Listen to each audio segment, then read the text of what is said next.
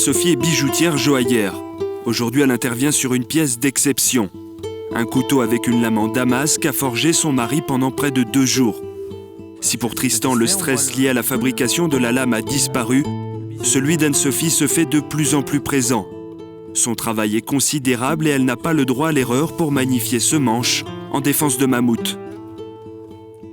Je vais effectuer une gravure à ce niveau-là et juste une courbe ici pour donner un petit peu de relief, un petit peu de dynamique donc dans la forme du couteau dans l'ensemble.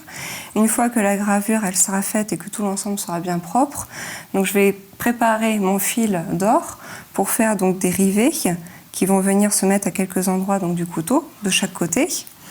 Ces rivets, donc c'est Tristan qui va ensuite percer les endroits où ils vont devoir être mis. Il va les mettre lui-même. Et moi après, je vais devoir faire donc les finitions, tout le travail sur l'or. Et après, sertir les saphirs rouges au-dessus des rivets.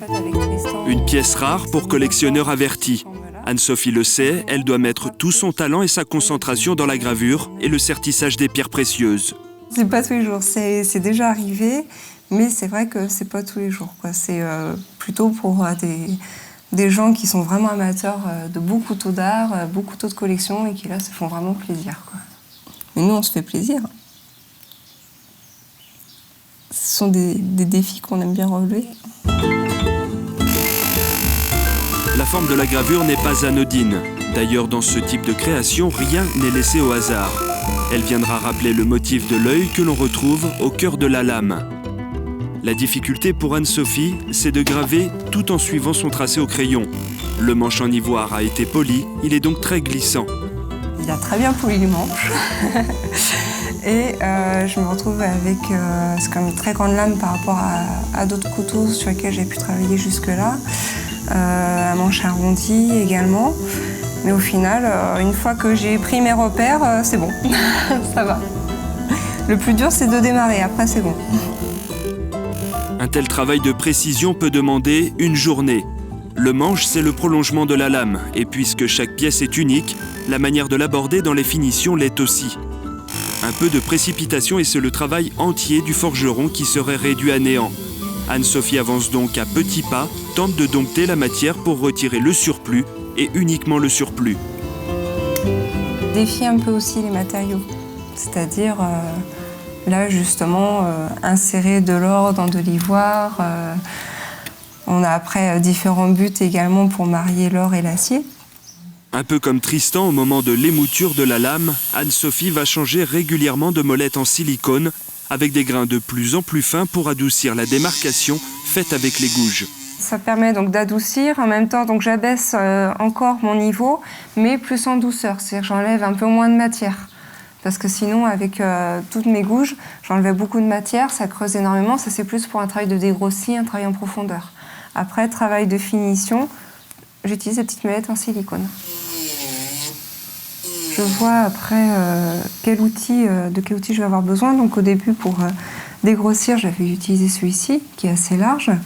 Et après, donc j'avais besoin vraiment de reprendre au bord, très près. Donc là, j'en ai utilisé un qui était très fin pour le coup. Et là, j'en ai utilisé un peu plus gros, on peut dire qu'il est un peu l'intermédiaire entre les deux, et qui va me permettre en fait de reprendre sur toute cette partie-là pour égaliser entre ici et l'endroit là où j'ai enlevé de la matière tout à l'heure.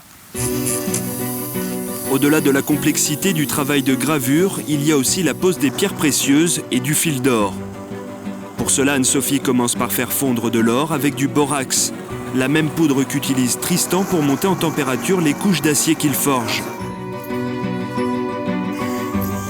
Je vais plonger dans un mélange d'acide sulfurique et d'eau pour le débarrasser de tout le borax, toute la silice autour, pour pouvoir après le travailler.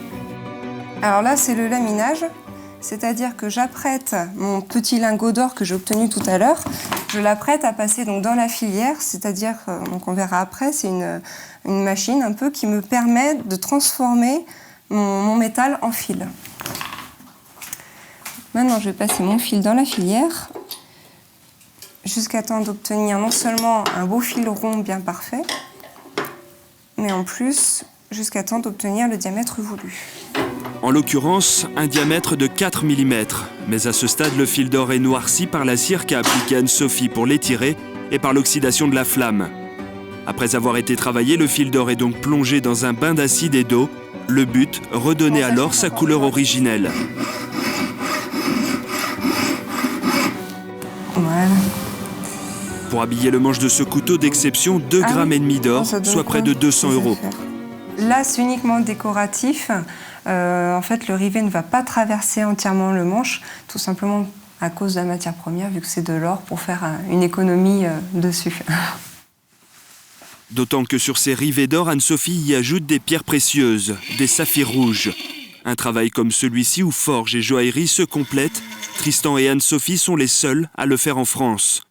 La maîtrise se doit d'être parfaite, la surface de travail étant inférieure à 4 mm.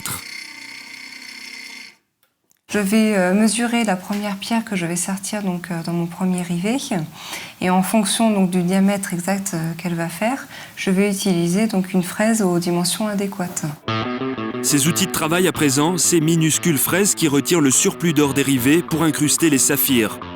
Des pierres précieuses qui, ajoutées à l'or, à l'ivoire de mammouth et à la lame en damas, donneront à cette arme une grande valeur.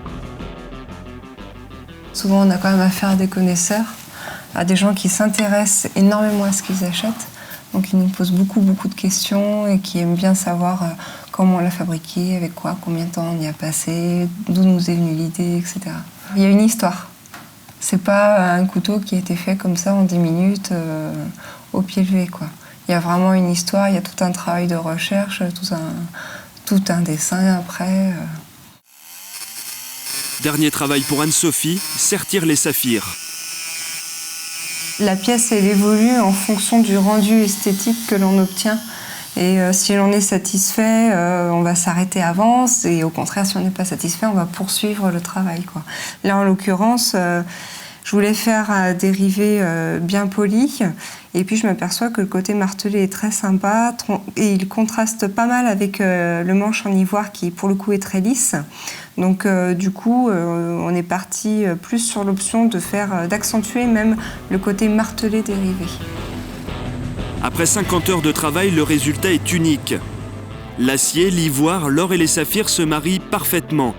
Tristan et Anne-Sophie ont relevé leur défi.